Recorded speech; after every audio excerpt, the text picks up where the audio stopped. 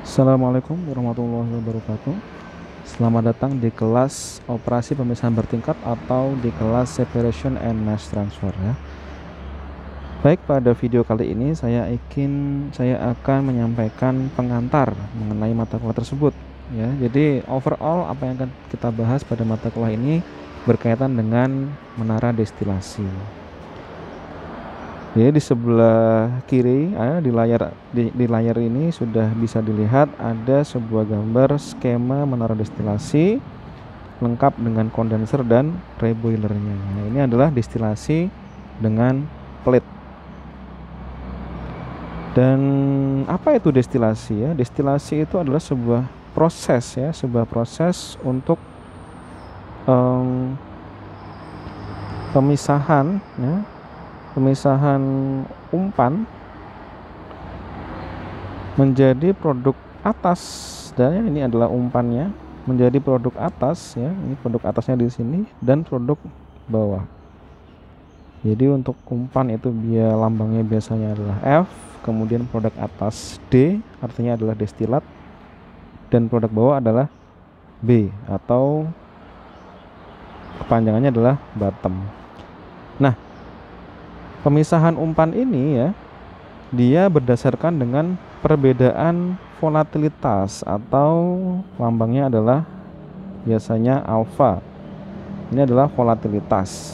Nah, ada komponen A, maka dia memiliki volatilitas A. Namun karena di sini adalah pemisahan dua komponen, maka akan ada dua komponen sehingga ada volatilitasnya A dan B. Nah, yang dimaksud oleh perbedaan volatilitas itu adalah perbandingan antara A dengan B atau alfa dari AB. Ini adalah relative volatility namanya. Nah, semakin besar ya, semakin besar perbedaan volatilitasnya atau perbandingannya dia semakin besar angkanya, maka pemisahan akan semakin mudah. Nah, apabila nilai relatif volatilitas ini angkanya mendekati 1 ya, atau sama dengan 1, maka bisa dipastikan untuk pemisahan menggunakan destilasi itu hampir tidak mungkin. Jadi saudara harus mencari alternatif lain untuk memisahkan kedua campuran tersebut ya. Nah, lalu bagaimana prinsip dari menara destilasi ini? Jadi menara destilasi ini bisa dilihat di layar sini ya. Jadi ada arah panah yang ke atas ini, dan ada panah yang ke atas ya, dan juga ada yang ke bawah. Nah, jadi feed itu dia bisa menjadi beberapa kemungkinan. Dia bisa berupa liquid, bisa berupa vapor, ataupun berupa campuran antara liquid dengan vapor. Nah, di sini ya, yang jelas apabila ada fase yang uap, maka dia akan mengalir ke atas ya, mengalir ke atas kolom ya sampai ke titik ke puncak sini. Kemudian cairannya dia berlawanan arah, dia akan mengalir ke bawah sampai ke bottom, sehingga ini di sini ada level cairannya ya. Itu adalah level cairannya. Nah, bagaimana uap dan cairan ini saling bersinggungan ya? Kontak antara uap dengan cairan ini ya berlangsung melalui sebuah plate. Nah, ini adalah plate. Plate itu bahasa Indonesianya adalah piring. Jadi di sini artinya plate itu dia adalah sebuah lempengan. Ya, sebuah lempengan. Jadi kalau menara destilasi itu dia bentuknya adalah silinder, maka lempengannya dia bentuknya juga hampir seperti silinder tapi tidak penuh ya. Nanti akan bisa dilihat kenapa kok tidak penuh. Ya, jadi salah satunya adalah menggunakan plate, dan yang kedua adalah menggunakan bahan isian atau menggunakan packing, lebih dikenalnya ya. Bahan isian ataupun packing. Nanti kalau sudah praktikum OTK akan bisa melaksanakan praktikum destilasi dengan kedua metode ini ya. Ada yang menggunakan plate, ada yang menggunakan menara bahan isian. Oke. Nah, Kalau bisa dilihat di sini ya, vapornya itu akan mengalir ke kanan, lalu kemudian ini adalah kondenser ya, ada sebuah kondenser. Dan kemudian setelah dikondensasi, kalau dikondensasi artinya dia akan berubah fasenya dari uap menjadi cairan ya. Cairan ini kemudian ada yang diambil sebagai hasil atas dan ada juga yang dikembalikan ke dalam menara. Nah, ini yang kita kenal sebagai namanya adalah reflux ya, namanya adalah reflux. Kemudian kalau yang hasil bawah bagaimana? Kalau yang hasil bawah itu sebagian diuapkan ya, sebagian diuapkan ke dalam reboiler ya. Ini adalah reboiler, dia untuk menguapkan kembali cairannya sehingga dia akan menjadi uap lagi ya, menjadi uap lagi, tapi kemudian sebagian juga diambil sebagai hasil bawah. Nah, ini adalah kurang lebih prinsip kerja ya dari menara destilasi. Nah, lalu menara destilasi ini ya, menara destilasi ini berdasarkan dengan jenis operasinya itu bisa dibagi menjadi 3 jenis. Yang pertama adalah menara dengan ya, saya singkat ya, menara dengan tekanan atmosferik. Ini jelas, berarti dia menaranya bekerja pada tekanan atmosferis. Tekanan atmosferis atau 1 atm. Kemudian yang kedua adalah menara dengan tekanan vakum. Nah, kalau menara tekanan vakum jelas berarti dia tekanannya bekerja pada di bawah 1 atmosfer. Nah, kenapa kok menaranya itu dilakukan atau misalnya dilakukan dengan menggunakan tekanan yang di bawah 1 atm? Jadi ada beberapa bahan organik yang tidak bisa dipanaskan ya pada suhu yang mendekati titik didihnya, karena dia bisa mengalami proses dekomposisi kalau dia mencapai suhu titik didihnya, sehingga bukannya malah terpisah tapi dia malah membuat campurannya itu semakin susah untuk dipisahkan jika tetap dididihkan. Misalnya pemisahan aspal ya. Makanya kalau misalkan pada pemisahan aspal itu untuk menara destilasinya dia pasti menggunakan menara destilasi yang menggunakan tekanan rendah. Jadi otomatis kalau misalkan tekanannya direndahkan, diturunkan, maka suhunya juga akan ikut rendah, sehingga bahan yang sensitif terhadap suhu akan mudah untuk dipisahkan menggunakan menara ini. Oke, itu adalah yang vakum. Kemudian yang ketiga adalah menara tekanan tinggi. Kalau tinggi ya jelas berarti dia akan menaikkan suhu operasinya. Nah, ini terus keuntungannya apa kalau misalkan menggunakan menara destilasi dengan tekanan tinggi? Coba dibayangkan kalau misalkan suhu tekanannya itu naik, maka suhunya pasti juga akan naik. Ketika suhunya naik, maka kondisi pada kondenser suhunya pun juga tinggi. Nah, dengan suhu kondenser yang tinggi ini, maka dia bisa dimanfaatkan panasnya sebagai reboiler pada menara yang lainnya. Jadi misalkan ada menara yang kedua, produk bawahnya tidak memerlukan reboiler yang tersendiri, dia bisa dialirkan ke atas kondenser, baru kemudian dikembalikan lagi ke menara yang tadi ya. Jadi itu adalah jenis-jenis menara berdasarkan sistem operasinya. Jadi ada yang tekanan atmosferis ya, ada yang tekanan vakum, ada yang tekanan tinggi. Lalu untuk penyelesaian dari persoalan-persoalan yang berkaitan dengan menara destilasi, saudara harus mengetahui beberapa hukum dan persamaan dasar yang berkaitan yang bisa diaplikasikan pada persoalan MD ini ya.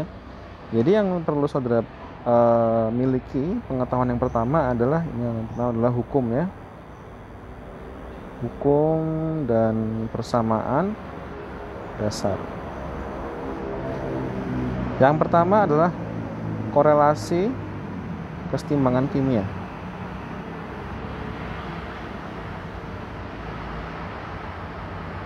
Nah, ini untuk korelasi kesetimbangan kimia,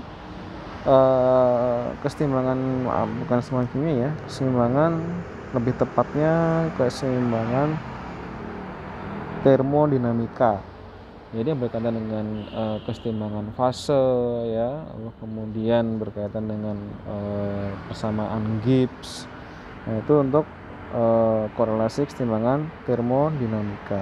Lalu yang kedua ada sifat-sifat fisis ya, sifat fisis dan kimia ya. Sifat fisis dan kimia ini seperti apa? Jadi saudara harus mengetahui sifat fisis dan kimia suatu spesies dalam campuran yang akan dipisahkan. Nah, apa saja? Misalkan seperti titik didih, ada kemudian sifat penguapannya, daya kelarutannya, daya serap, dan lain-lain sebagainya. Lalu yang ketiga ada kondisi ya, kondisi kerja alat ya. Ini apa? Atau lebih tepatnya mungkin operating condition ya, operating condition. Ini contohnya seperti apa ya? Seperti suhu, kemudian tekanan, flow rate, kemudian heat atau beban panasnya ya, dan lain sebagainya. Dan juga yang keempat adalah dimensi alatnya. Misalkan seperti jumlah stage pada manner destilasinya atau ketinggiannya kalau misalkan packing, kemudian performanya itu ya bisa dilihat dari efisiensi. Lalu kemudian ya, kalau saudara mengingat kembali mengenai kesetimbangan termodinamika, maka ini erat kaitannya dengan kaidah fase Gibbs ya. Ada kaidah fase Gibbs. Kaidah fase Gibbs ini rumusnya adalah F sama dengan C minus P plus 2. Ini adalah bahasa Inggris semua ini. Ini adalah perhitungan degree of freedom ya, derajat kebebasan. Kenapa kok harus diketahui derajat kebebasannya? Karena dengan mengetahui derajat kebebasan, maka saudara bisa mengestimasi kira-kira apa saja yang bisa diasumsikan agar problem ini bisa dipecahkan ya. Atau kalau misalkan saya ingin memecahkan persoalan tersebut, kira-kira apa lagi yang harus saya tambahkan ya agar tidak perlu asumsi. Ini lebih tepatnya untuk degree of freedom. Mungkin saudara kalau misalkan mengingat sebuah persamaan, misalkan ada X plus Y sama dengan 2. Jumlah yang variabel tidak diketahui ada 2. Persamaannya hanya 1. Bisa diselesaikan tidak? Tidak bisa ya. Ini tidak bisa diselesaikan kecuali kita ambil asumsi salah satu. Misalkan X-nya adalah 1, maka Y-nya adalah 1. Ini adalah contoh dari perhitungan degree of freedom. Degree of freedom ini nggak ada karena nilainya negatif ya, negatif. Dia tidak ada degree of freedom-nya. Persamaannya hanya ada 1, tetapi yang diketahui hanya, yang tidak diketahui ada 2, maka tidak bisa dipecahkan. Kecuali kita memiliki persamaan satu lagi, X sama dengan Y. Nah, ini kalau seperti ini bisa dipecahkan persoalannya. Nah, ini sama juga kaidah fase Gibbs digunakan untuk memecahkan, untuk mengetahui berapa derajat kebebasan dari sistem tersebut. Jadi F itu adalah freedom ya, freedom. F itu adalah freedom atau variabel bebasnya ya. Kemudian C itu adalah komponen ya, jumlah komponennya ada berapa. Kemudian P itu adalah phase atau fase, jumlah fasenya ada berapa. Misalkan ya, saya berikan contoh ya, misalkan cairan ya, ada air. Air itu komponennya 1, fasenya 1. Air dalam fase cairan maksudnya ya. Cairan ya, air dalam bentuk cairan, maka dia komponen 1, fasenya hanya 1. Maka F-nya adalah 1 dikurangi 1 plus 2, atau freedomnya adalah 2. Nah, ini bisa kita variasikan suhu dan tekanannya. Jadi kita bisa menentukan secara bebas dua variabel dari air tersebut. Contoh satu lagi, ada kesetimbangan antara uap air dan cairan ya. Komponennya berapa? 1, karena komponen dia hanya air saja. Tapi fasenya ada 2, sehingga freedomnya adalah 1 minus 2 plus 2. Maka hanya bisa menentukan satu variabel saja yang bisa dirubah-rubah secara bebas. Misalkan ya, kalau saya hanya bisa merubah-rubah suhu, maka tekanannya pasti akan tertentu, maka dia adalah fungsi dari suhu. Atau saya ambil tekanan, maka suhu ini adalah fungsi dari tekanan ya. Begitu adalah contoh dari penggunaan degree of freedom ya. Mungkin banyak sekali contoh-contoh yang bisa diaplikasikan, dan saya rasa di mata kuliah termodinamika sudah dibahas lebih jauh lagi. Nah, selanjutnya tadi sudah ya hukum dengan persamaan dasar yang mungkin perlu saudara ketahui. Selanjutnya adalah kesetimbangan uap cairan.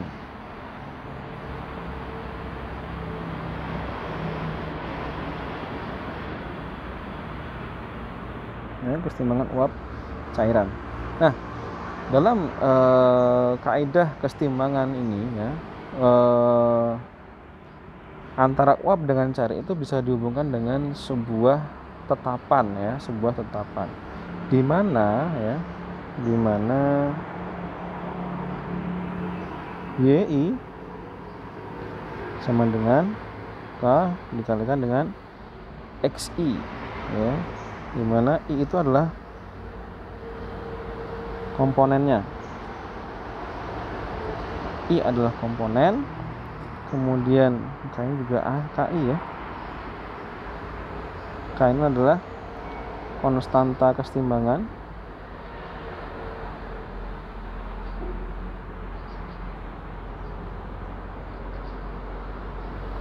kemudian X dan Y itu adalah fraksi mol.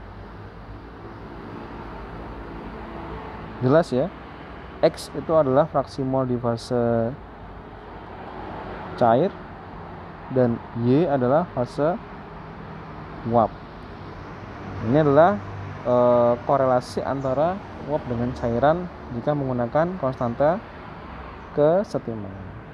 Lalu ada juga ya, untuk kesetimbangan uap cairan ini menggunakan hukum Rho.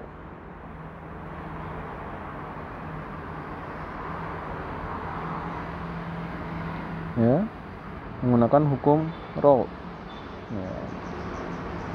Jadi untuk hukum Rho ini diasumsikan larutannya adalah larutan ideal atau campurannya adalah campuran ideal, sehingga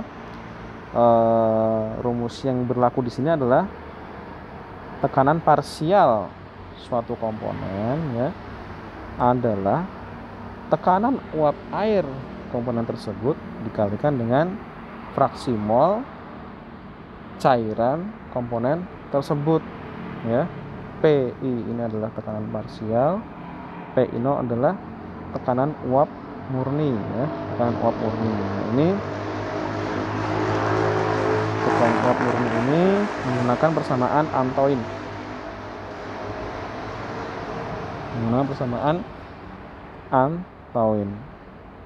Log P sama dengan A minus B per T plus C ya, rumusnya seperti ini kurang lebih. Kemudian yang ketiga ada hukum Dalton.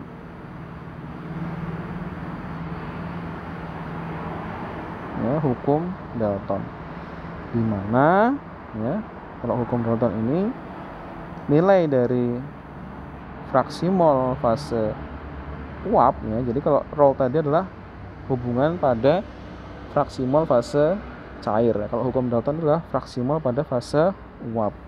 Dia adalah tekanan parsial komponen dibagi dengan tekanan total dari sistem tersebut. Kalau misalkan ini digabungkan ya, ada yang namanya hukum Rho-Dalton.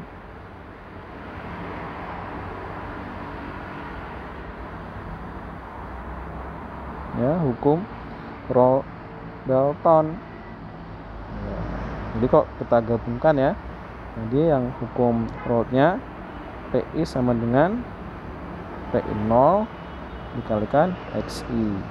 Lalu untuk yang Dalton, PI sama dengan YI dikalikan P total. Jadi kalau digabungkan persamaannya menjadi PI0 dikalikan XI sama dengan YI dikalikan PT ya.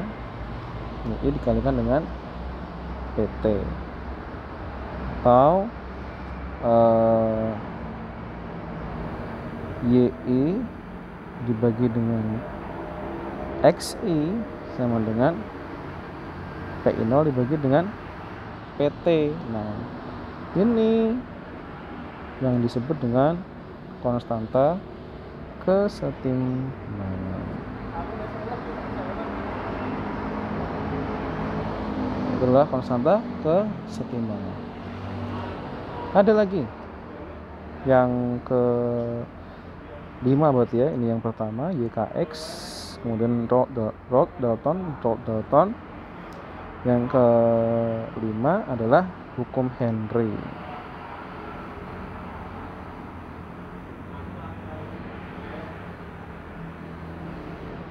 Yang kelima adalah hukum Henry. Kalau hukum Henry ini dia lebih kepada cairannya. Jadi hubungannya adalah tekanan parsial ya. Suatu komponen adalah Henry komponen tersebut dikalikan dengan fraksi mol di fase cair ya. Atau kalau misalkan digabungkan persamaan tadi dengan persamaannya si Dalton ya, dengan persamaannya si Dalton, maka YI dikalikan PT sama dengan HI dikalikan dengan XI. Oke. Ya, saya rasa cukup ini dulu untuk video kali ini. Jadi ini adalah penjelasan mengenai hukum-hukum dasar ya pada menelisasi beserta persamaan kesetimbangan uap dan cairannya. Ada hukum Rho-Dalton, hukum Henry, dan hukum konstanta kesetimbangan. Oke, saya cukupkan untuk video kali ini. Terima kasih. Assalamualaikum warahmatullahi wabarakatuh.